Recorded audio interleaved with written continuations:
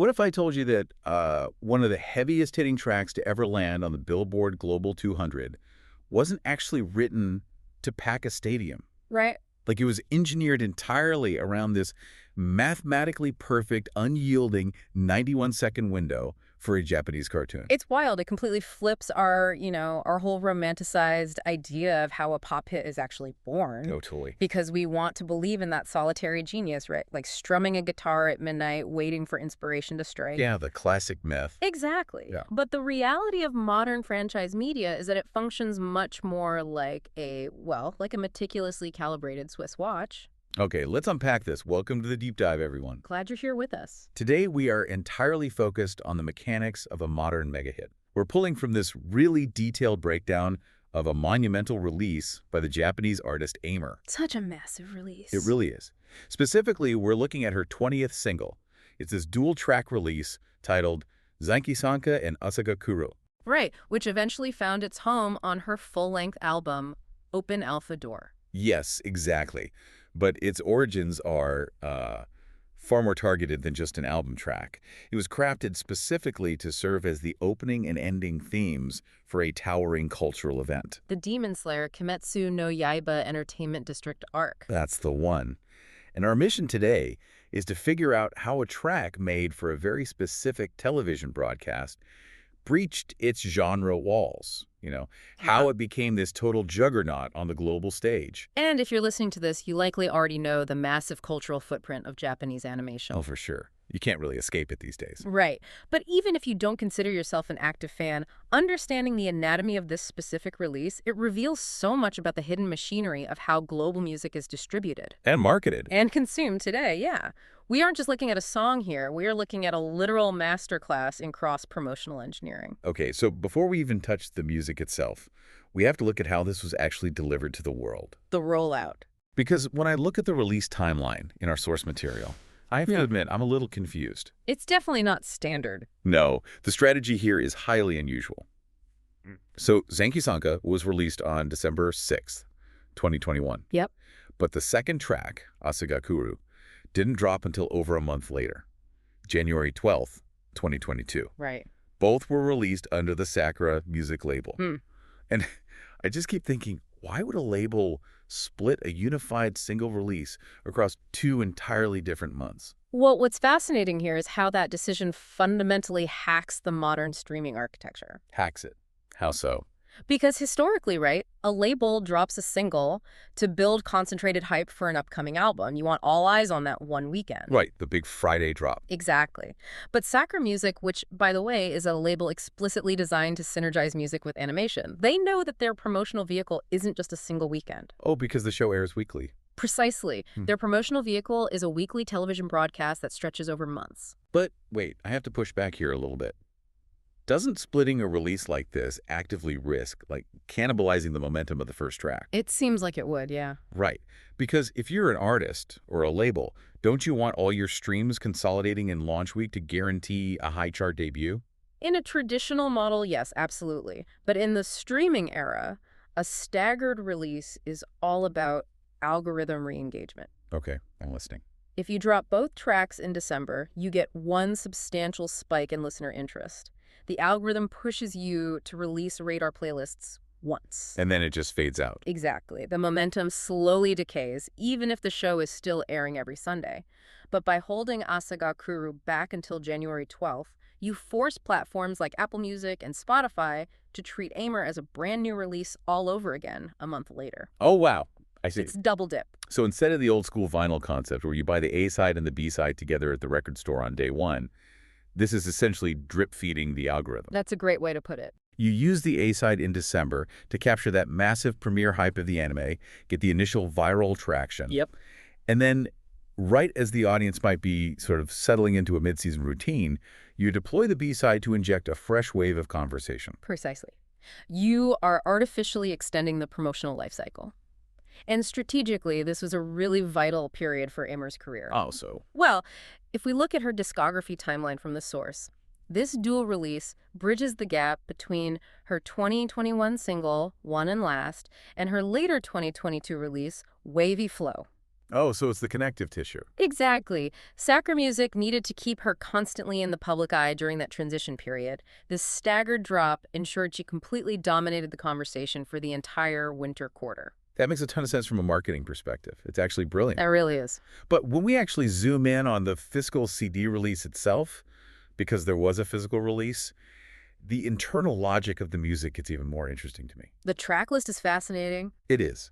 The source breaks down the track list of the physical single, and the whole package runs for exactly 18 minutes and 58 seconds. Spread across 6 distinct tracks. Right. And the credits on those tracks, they reveal two completely different philosophies of music production existing on the exact same disc. It's basically 2 different worlds. Yes. Help me understand this, because looking at the credits, the contrast is just stark. Let's break it down. Let's look at track 1, Zenki Sanka. It clocks in at a tight 3 minutes and 4 seconds. Very punchy. Super punchy. Uh-huh. And the source explicitly notes this was a collaborative brain trust. You have lyrics written by Amerirhythm, the music composed by Masahiro Tobanai, and the final arrangement handled jointly by Tobanai and Keiji Tamai. Right. That is basically a boardroom of musical architects working on a single track. A boardroom built specifically to engineer a hook. Right, exactly. But then you flip over to track 2, Asagakuru, which is a much longer, sprawling 4 minutes and 54 seconds. Almost 5 minutes long. Yeah, and that track was the brainchild of exactly one person. Yuki Kajura handled the lyrics, Yeah. the music, and the arrangement. All of it. It is total top-to-bottom creative control by a single auteur. Why split the creative philosophy so drastically? That's a great question. I mean, if Tobanai and Tamai figured out the formula for the A side, why not just use them for the B side too? Because the tracks serve entirely different psychological functions for the viewer. This is where the discipline of the anime song really separates itself from traditional pop music. Okay, break that down for me. So Zenki Sanka is the opening theme.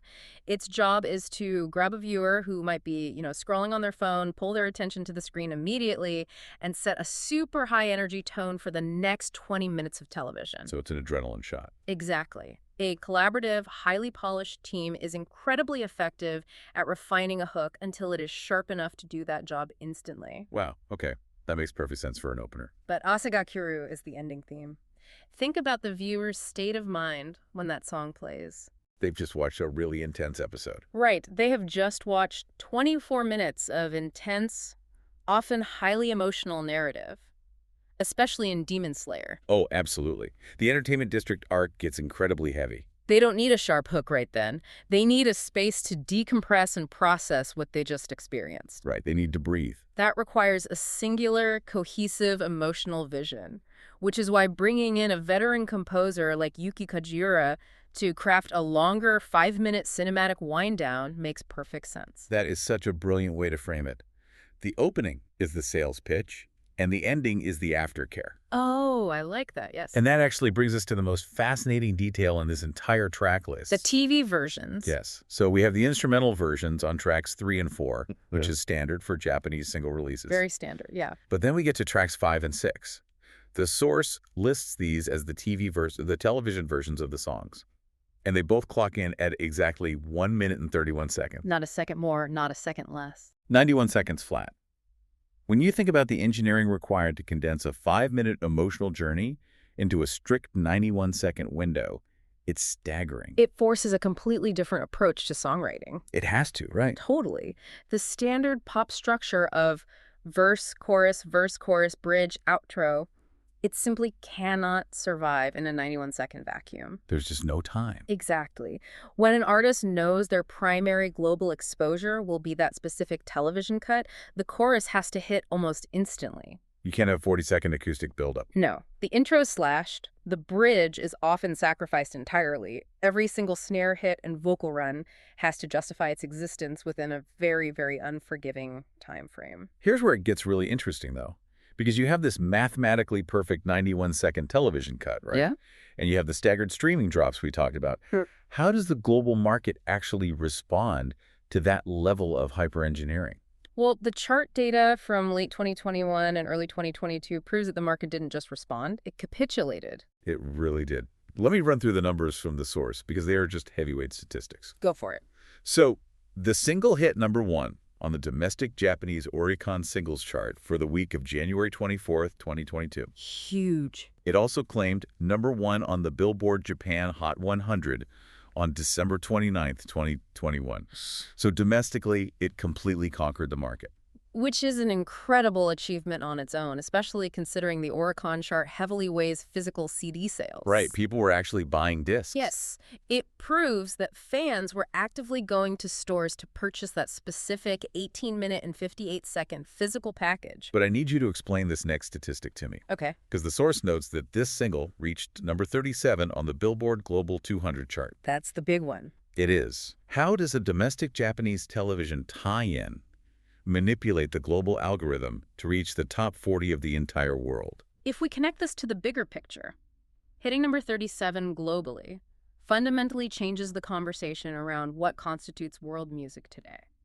I mean, it has to. For decades, breaking into the global top 40 required an artist to sing in English, sign with a Western label, and embark on a grueling multi-continent press tour. Late-night shows, radio interviews, all of it. Exactly. But Aimer bypassed that entire gatekeeping system. By using the animation as a Trojan horse. That's exactly it. The streaming platforms, they don't care about language. They care about sustained engagement. The numbers. Right.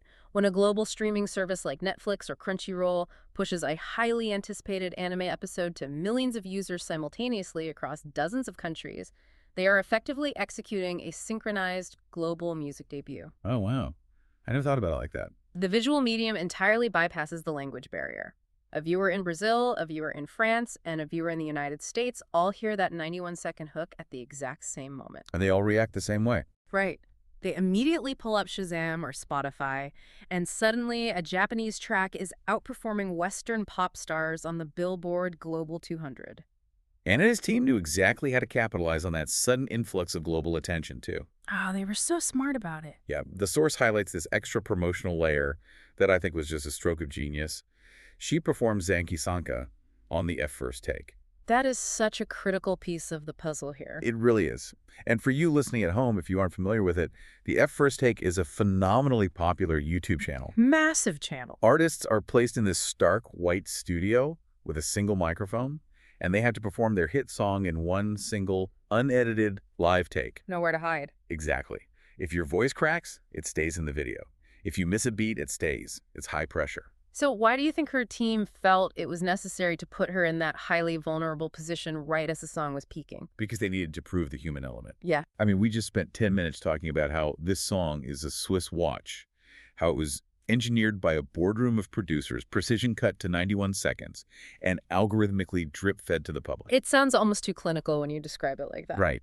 If you only experience the studio track, it can almost feel too perfect, too manufactured. Totally. By putting Aimer on the First Take, her label effectively said, yes, this is a highly engineered product, but the vocal instrument at the center of it is undeniably, authentically real. It's raw talent. Exactly. Yeah. It adds a layer of raw credibility that a heavily produced music video just can't buy. It is a brilliant counter-programming move. It anchors the soaring digital success in undeniable analog talent. I love that. Analog talent. And I want you, the listener, to think about your own media habits for a second. Look at your Spotify Wrapped or your Apple Music replay at the end of the year. Oh, that's a good exercise. How many international artists are on those lists today purely because their music was physically attached to a piece of visual media you watched? I bet it's higher than people think. The pipeline of global discovery has completely shifted. It really has. So we've talked about the release strategy, the track anatomy, and the global charts. But we have to talk about the vehicle carrying all of this. We can't ignore the elephant in the room. Right. Because a Japanese single doesn't chart globally purely on the merit of the music alone, even music as impeccably crafted as this. Nope. We have to look at the sprawling pop culture ecosystem outlined at the bottom of our source material. We have to talk about the gravitational pull of Demon Slayer. The franchise created by Koyoharu Gotouge is, it's not just a popular show. It is an industrial complex at this point. It really is. So what does this all mean for the music?